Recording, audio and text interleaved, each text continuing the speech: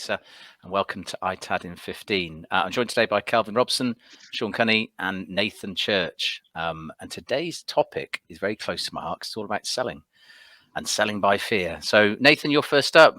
ITAD, easy to sell, isn't it? We just instill fear into our customers. No. From a marketing perspective, it's about relationship building. And yes, you can grab somebody's attention with, should we say, creative content. But however, if you want to maintain long-lasting, ethical relationships with customers that prove to be the most profitable, then fear is not sustainable. I don't know how you guys feel about that.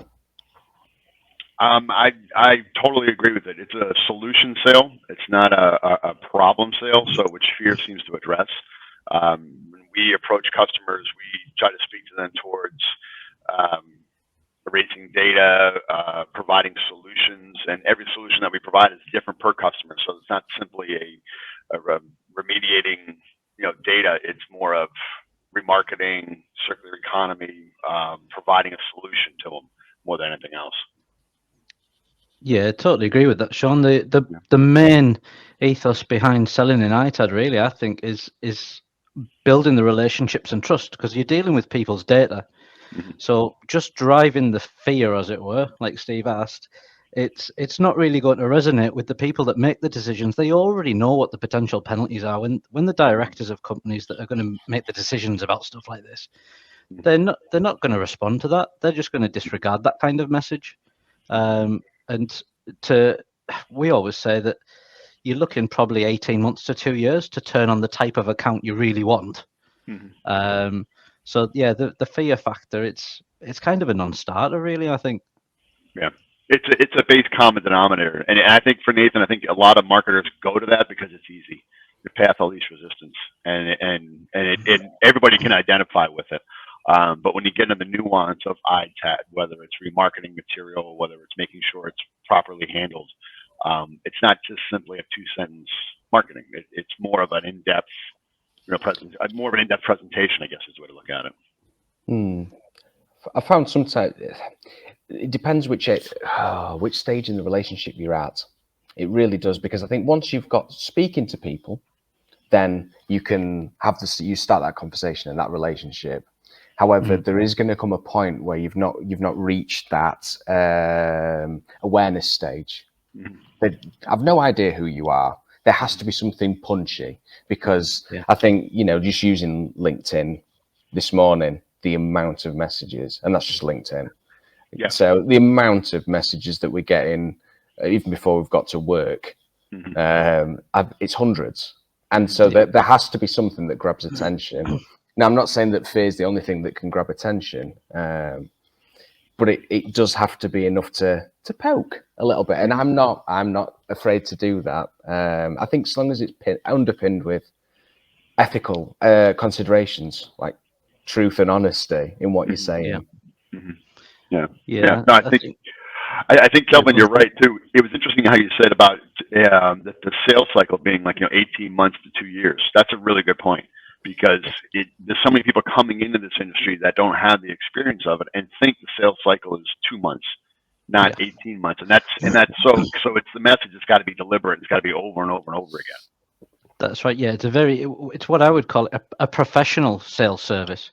There's many companies out there, I do hear about it, where they'll have umpteen people on a phone with a scattergun approach that might employ that fear tactic, but it's just not going to get the right result.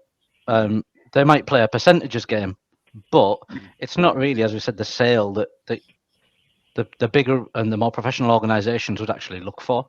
Mm-hmm. So yeah, I think you're right, Nathan, that the grabber, as it were, if I can call it that, you do have to really have that sharp message to gain the traction initially. But we, instead of the fear, we would maybe point to like USPs.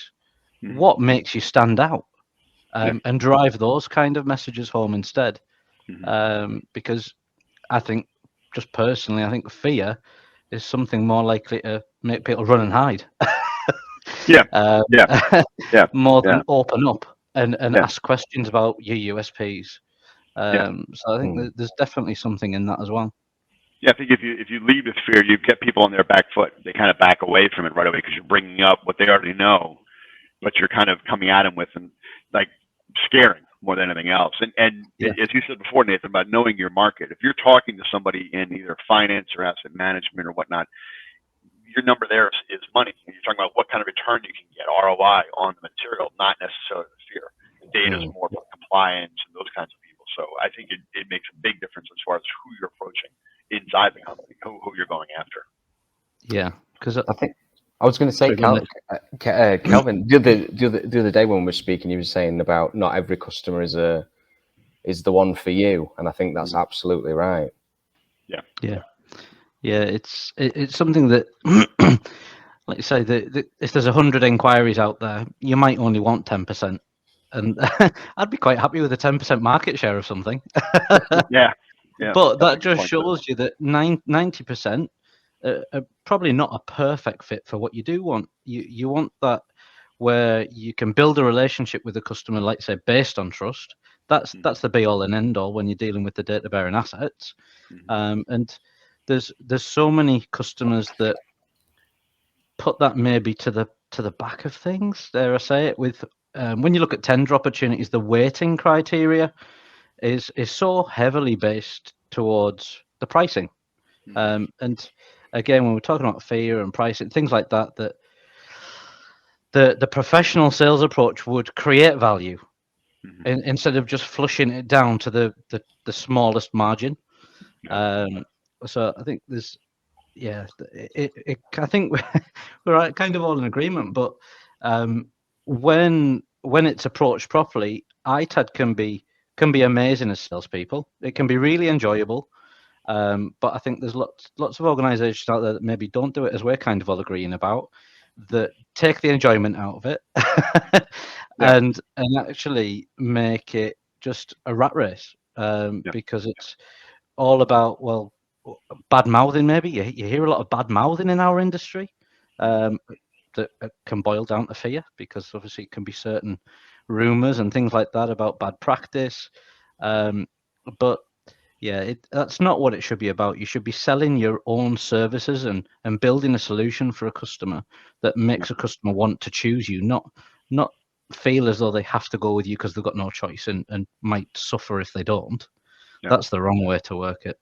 No, but I was going to just leap in. Maybe a slight change to that is I think that we can sometimes underestimate or overestimate just how resilient people are to messaging. I think as long as it can be very, very direct, and I don't, you know, I think sometimes with some customers, they appreciate this is what is going to happen.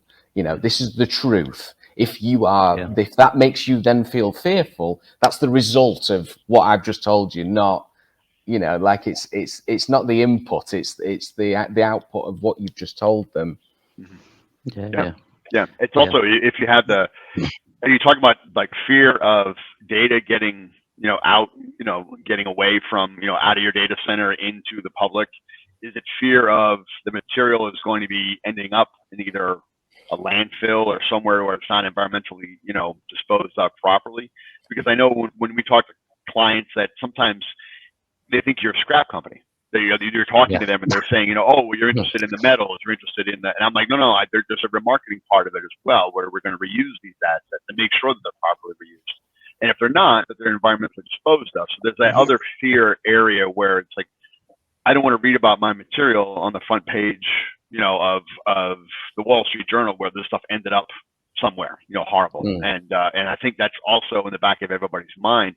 If you market that, I think the relationship has a struggle. It can't move beyond that, because it's simply, I don't care about anything else. I just want to make sure this doesn't happen. And that's what I've run into with many clients. Yeah, I think just touching on something you mentioned before, Nathan, about the message you give in creates a certain feeling and things like that, because boiling it down to a level, and I'm not expert on psychology, but it will be all the chemical reactions in certain people's brains that make those decisions and make them go a certain way. And there was a buzzword, as it were, that's been, as far as I'm concerned, around the last 5 or 6 years, that's kind of gathered momentum, which is the emotional intelligence side of things. And where people as sales professionals connect with the customer and kind of hone their emotional intelligence ability, that's going to give them real application. It's really going to help them be good salespeople, effectively. Yeah. Yeah, I agree with that. I also think and you were saying before, Kelvin, about once you landing a customer, once you've moved past it, you've developed that trust. I mean, your customer will be yours for quite a while, as long as you can prove that you're doing a good job, and they can actually, trust you, not only for the current situation, but anything that may develop going forward. Come up with a different solution, a problem that they haven't even thought of yet or haven't even been exposed to yet. A lot of times you can have a customer for life once you've proven that you move beyond the fear part of it and move into the trust area, where it's now the client knows that you can handle yourself, knows that this material is going to be dealt with properly globally. That's, to me, that's where you want to be. If you're a salesperson, you want to move away from that and move into the trust area. And now, like I said, now you're a solutions provider. Now you're working with the client rather than sitting across from them. You're sitting next to them. I think, I think this kind of fits in perfectly with the idea of the dial ratings, and you empowering customers to essentially pick their own risk. It's you are responsible, and we will work with you to meet your requirements, and it's handing that power back so that they don't feel powerless. I think is key. And again, that's kind of like you were saying about once you've reached that relationship, it's that once you've entered into that honest relationship, well, they'll trust what you're saying. So I think it's from a marketing point of view, and I'm not a salesperson, so maybe you can school me on sales.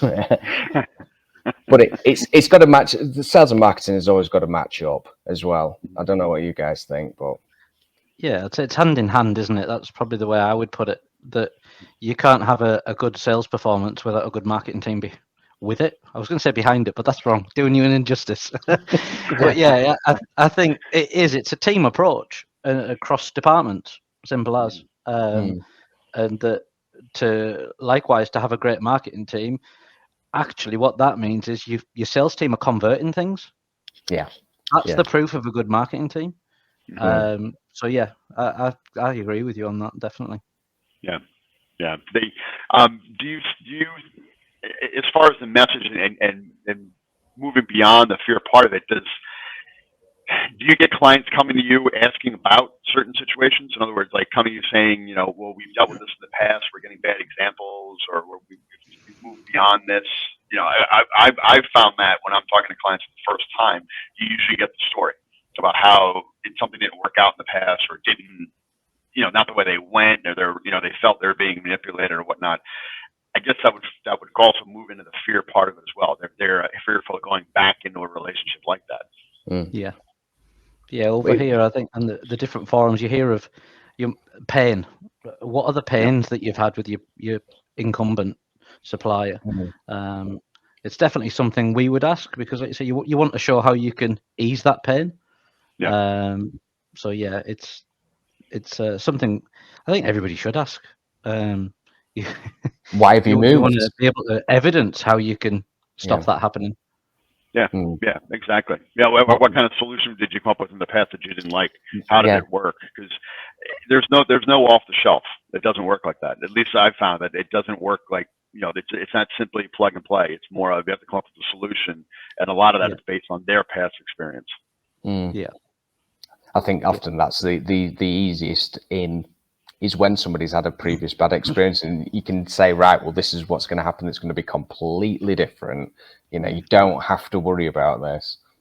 Yeah. There's different tools out there. Obviously, when you put in fears to rest, as it were, you can do demos and trials and site visits and all that type of stuff where they can actually feel what you're saying, not just listen to it, but they can feel it and touch it and get a real grasp of actually, this is actually going to work for us.